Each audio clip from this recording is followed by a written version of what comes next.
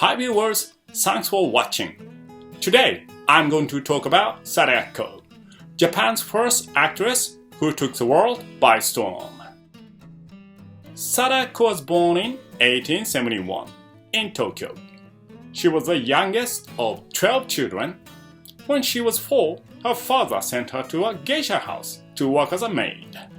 When her father died, she was adopted by the geisha house proprietress to be her successor.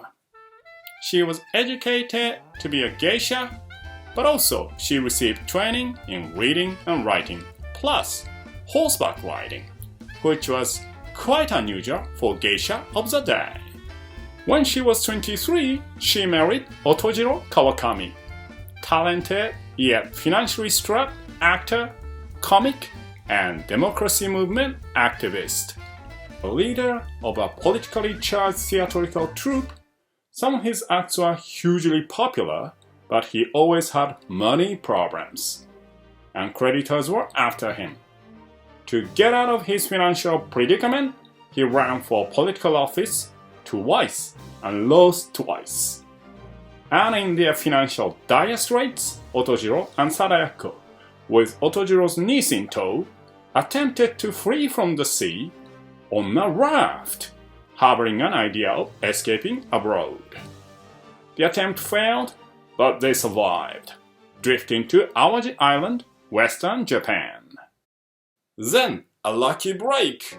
A Japanese businessman who was doing well in the US wanted to introduce Japanese entertainment to Americans. He offered Otojiro to perform, and of course, he jumped at the opportunity. Sadayakko wasn't initially to perform there because in Otojiro's plays, female roles were played by men.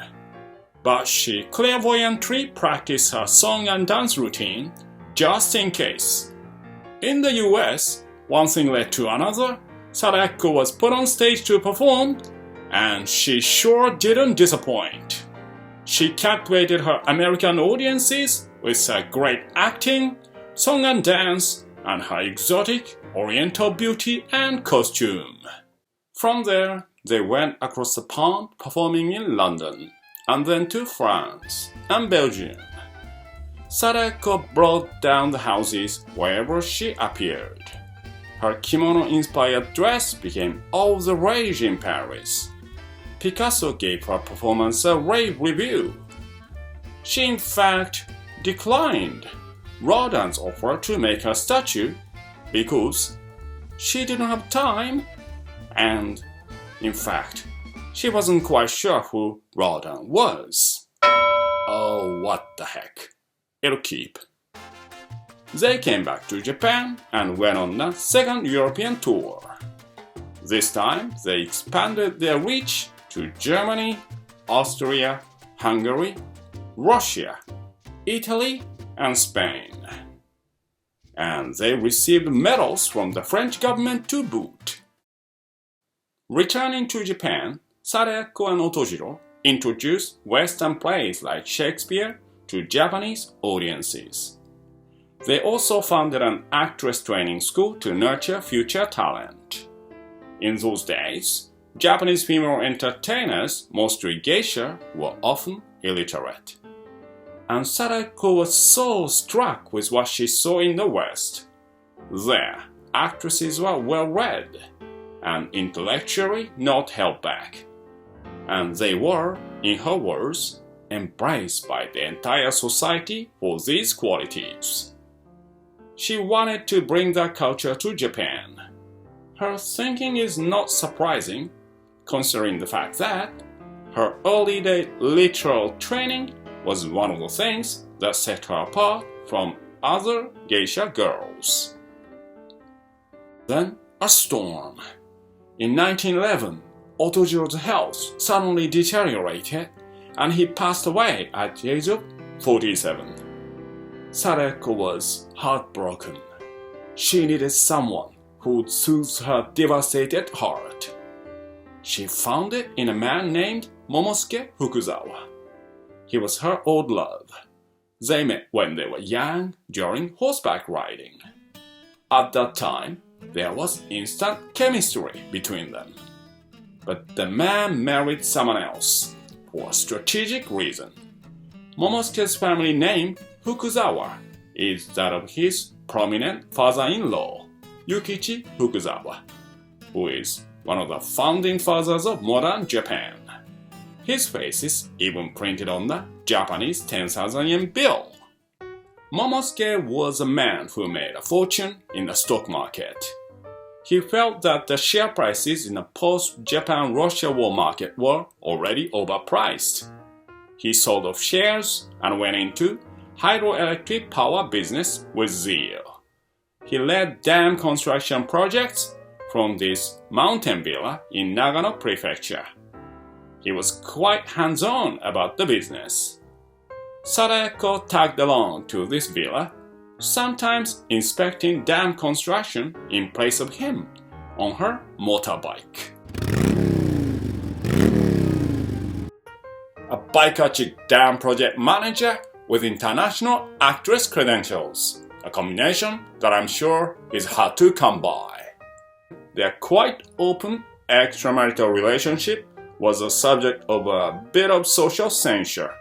In those days, it wasn't uncommon for a powerful man to have a female companion outside of his marriage. Geisha sometimes catered to that need, but their public display of mutual affection was unusual, to put it mildly. As if to hammer the point home, in the city of Nagoya, central Japan, they built a pretty love nest of a house for themselves to live. They audaciously invited bigwigs from various fields, entertaining them in this Japanese Western eclectic style mansion, which was appointed with cutting-edge electrical features of the day. Momosuke those days had a moniker, Electricity King, because of his big presence in the hydroelectric projects. So I'm pretty sure in the designing process of this house, they must be saying, "We've got to have those things. It's gotta be cutting edge." The architectural style reflects the aspirations of the Japanese elites of the day. Modernize, catch up with the West were some of the rallying cries.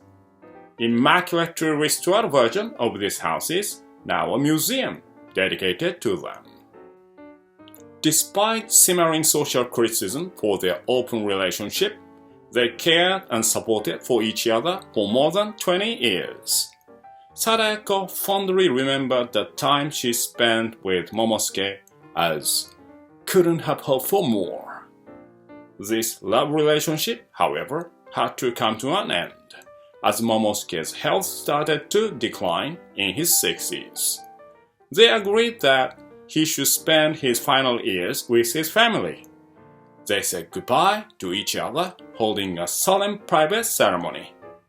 What started as a genuine love between these two trailblazers in their respective fields had to end with a romantic touch.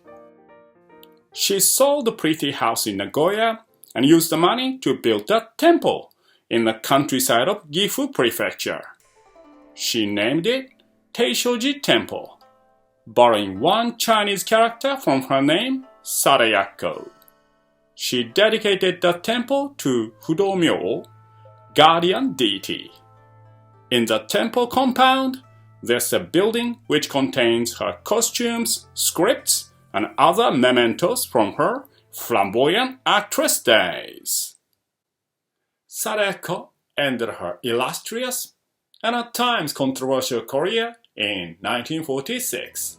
She was 75, a woman who has broken the mold of a traditional geisha and has really made a name for herself. A girl with a humble beginning, the youngest of the 12, who has really lived her life to the fullest, both in career and in romance.